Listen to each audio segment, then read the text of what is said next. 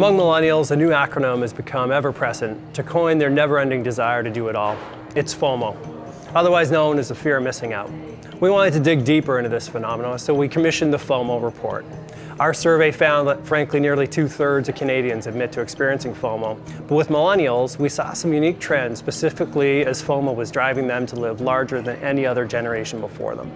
The feeling of FOMO is so strong. In fact, 1 in 5 Canadians can't go longer than an hour without checking their social media platforms.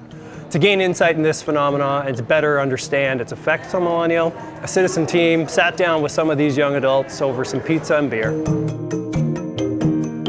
There are times when I'll literally be going through my Instagram and then I'll close it and then I'll just open it again. I don't even realize that. I just closed this app and I'm opening it again to see the same photos I was just looking at and to like them and whatever. I know there's gonna be nothing new. It's just I need to check anyways. It's usually the very first thing I do in the morning, and just before I sleep, it's just making sure, seeing what someone did, seeing the latest hashtags, and it's just that rabbit hole sometimes. And along with the fear of missing out on an opportunity, there's an equal desire to remain top of mind with their friends, or at the very least, appear to be seen as in the know. I feel like it's like that when you tag your location. I feel like the minute you do that, you're like, I'm somewhere cooler where you're not. And I feel like that sometimes gets more likes. So I'll put my trips to my trip to Iceland, my trip to Portugal. I'll have them just lined up so someone will be like, oh, this girl's so traveled.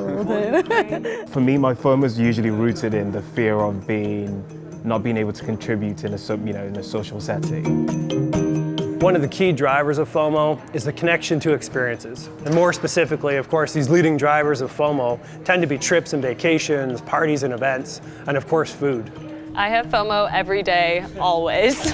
I experience it with friends, but also with work, and also even in romantic relationships. I just want to do what everyone else is doing. I swear, FOMO is like a social disease. It has sort of symptoms where you just the second you think you missed out on something, you just have all this feeling of regret, and sometimes that FOMO can take over and just be I just missed out on the super cool opportunity, or I wish I was there. You can get FOMO from pretty much anything.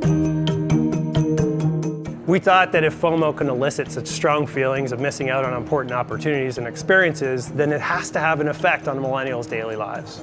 I make my friends change their schedules because of my FOMO. If I'm unavailable, I will lobby for them to change the entire evening. Every time I'm invited to something, I try to squeeze it in, and sometimes that means I spread myself too thin. Goodbye money, goodbye sleep. Yeah, exactly, money, sleep. And now that I have a much more demanding job, I'm finding it really challenging to say no to things. Like you said, I need to make an appearance at a birthday party, and there's no way in hell I'm staying. So I go and I make sure I find whose birthday it is, and I take a selfie with them, and then I peace out while they're getting drunk. The millennial generation seems to find joy in creating FOMO in their peers, as they're 3 times more likely to use social media to induce FOMO in others, compared to those of older generations. For me, it's usually events, parties, and going out. I try and give them FOMO, and it's mostly my own selfishness to try and get them to come. While they may be triggering FOMO in their friends, it seems to be a two-way street. I feel like it's more of a positive jealousy, if that even makes sense. But I feel like social media definitely churned into that one before. It's you would hear about it. If it's something someone skiing or hiking or doing something outdoorsy, right now that's where I feel I have a gap. So wherever I feel is my weakness is where the FOMO gets me. Whereas if there are things that I already feel confident about or feel fine about in my own life, then I just feel happy for that person. And millennials are also more likely to make a reactive purchase due to the feelings associated with FOMO.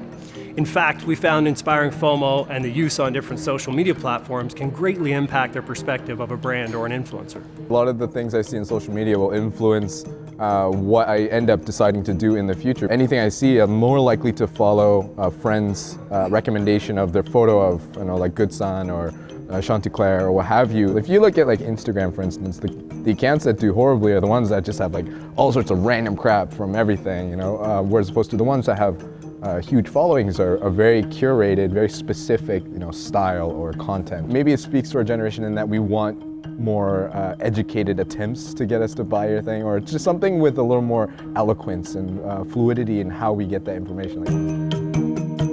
To connect with this pivotal demographic, companies need to participate in the social space in a way that engages millennials' feelings, actions, and desires. You know, FOMO may seem like a frivolous trend, but if you want to participate in the digital lives of your customers, you've got to get to know it or you're going to suffer from it.